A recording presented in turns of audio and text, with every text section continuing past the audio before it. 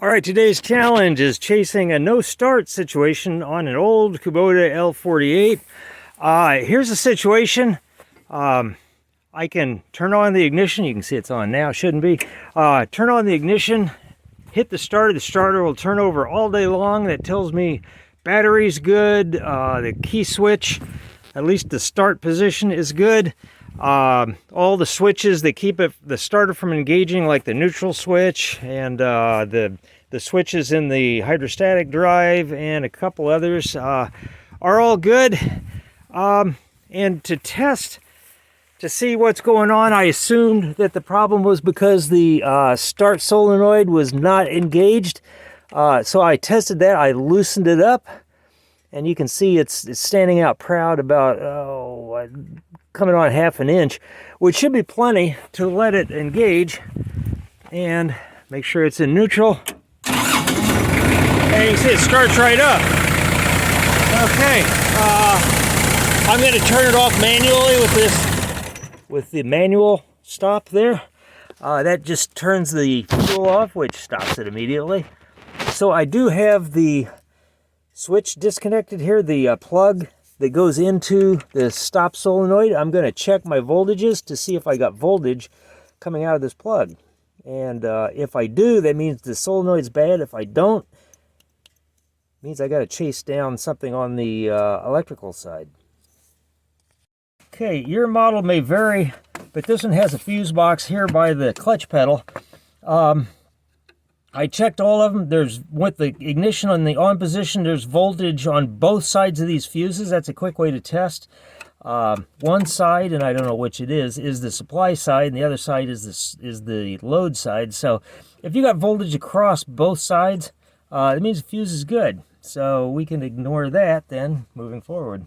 Okay, and I should mention that I am grounded. I grounded the negative lead of my meter to ground because unlike most solenoid connectors, you'll see, this is two hot leads. Basically, one that comes on when the ignition's on, or should, and the other one comes on when the start system is engaged. So like when you turn it to the start position and the starter's cranking, the other one should be hot. So I can check to see if that's the case or not. Okay, I've got the connector hooked up to what I believe is the run circuit. I'm going to turn the key to the run position. Okay, dash lights are on. Up, and sure enough, I've got 12 volts here. So that should pull in the relay and turn on the fuel. All right, I've engaged the probe into the other one, which presumably is the start side. I'll do the same balancing act here. Zoom in a little bit and see. Okay, okay, I get voltage with it on. All right, so I've connected an alligator clip to ground, so my negative lead is connected to the chassis, basically, or the engine block if this was still installed. Okay, now I can just check both of these coils. Either one of them should activate the solenoid, and here's the first one, and I'm getting 15 ohms. Sounds about right. 15 ohms means under a 12 volt system it'll draw just about an amp, which sounds reasonable for solenoid. Okay, let's check the other side, and nothing. All right, folks, we got us a bad solenoid, so maybe it's just that simple. Okay, folks, I don't necessarily recommend doing this, but I got to get this thing fixed. I can get this tomorrow. I am out in the boondocks in Texas, so any other option is going to take me a lot longer and cost a lot more. I'm very cautious about putting in aftermarket, especially way aftermarket parts like this one, in anything, if they're hard to swap out again.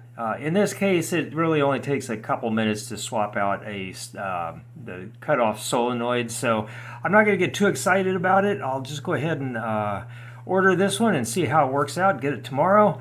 And also be very careful because this one, you see, has a long shaft. It operates entirely differently. There's a short shaft model that works differently. This one pulls the shaft in whenever it's engaged. The other one actually pushes it out. So obviously you'll have to figure out which one you have 2002 and before, the solenoid is actually, it's in the retracted mode to start with. So basically taking it off won't do anything for you. To run, basically you got to push the solenoid in.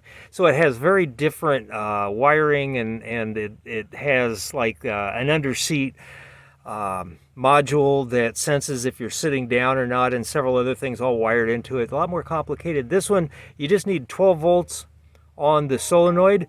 And by the way, the solenoid's got the two coils.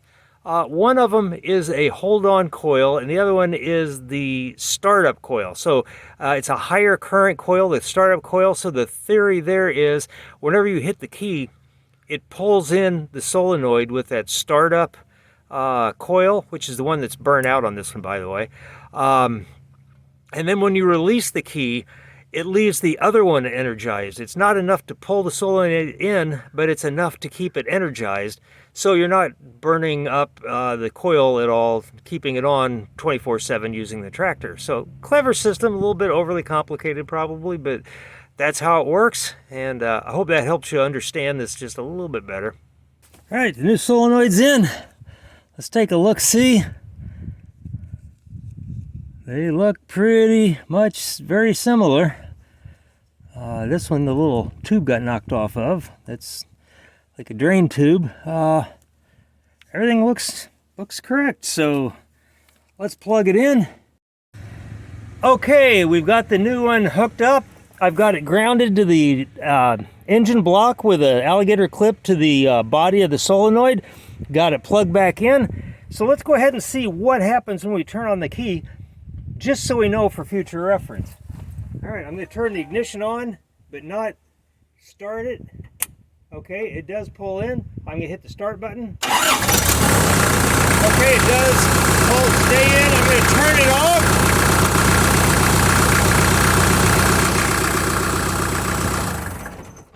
And you can see when I turned it off, it extended again. And of course, it didn't shut the engine off since it's not in the engine. All right, let's get it bolted up and we'll do the final check.